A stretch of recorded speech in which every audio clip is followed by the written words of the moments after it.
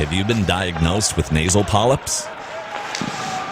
Contact Prism Clinical Research for more information about our nasal polyp study. The Wild are shut out for the 5th time this season, falling 3-0 to the Predators this afternoon in Nashville. It's time for Wild Breakaway, presented by Prism Research.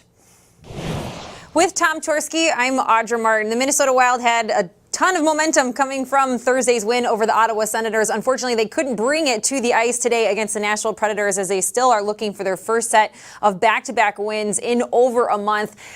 Taking on a team today, really, that could be a team they face in round one of the postseason. It's tough to see them come up short. Yeah, this is a hungry team. This is a team that is chasing St. Louis. They play St. Louis tomorrow. They came into this game with the opportunity to clinch a playoff spot and then carry momentum into a St. Louis game. So they were a hungry team, ready to go. They came out and played a very strong game, both offensively, but really strong defensively. They got a lot of shots on Stalock, and they limited the good looks by the Wild. Didn't take any penalties, so it was a tough game for the Wild to get going. Here's a look at today's final stats. Pekka Rinne turning away all 31 Minnesota shots for his 3rd shutout of the season. And 3 straight games, the Wild gave up 20 shots or less to their opponents. Well, today they give up 36 shots on net to the Predators. 0 for 1 on the power play, but 2 for 2 on the penalty kill. And afterwards, Bruce Boudreau was asked about his team's efforts against a team that could be a preview of round one. They outworked us, and in the second period, you could tell that they were the hungrier team, and that's why I called the timeout.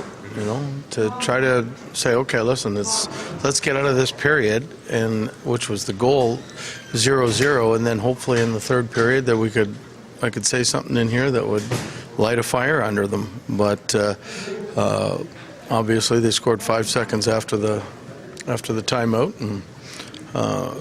and then they scored 10 seconds later. So now the Wild get right back to work. They head home for an early game tomorrow afternoon against the Colorado Avalanche. Then it's the Carolina Hurricanes, and then the second time in just a week they'll face the Colorado Avalanche again Thursday.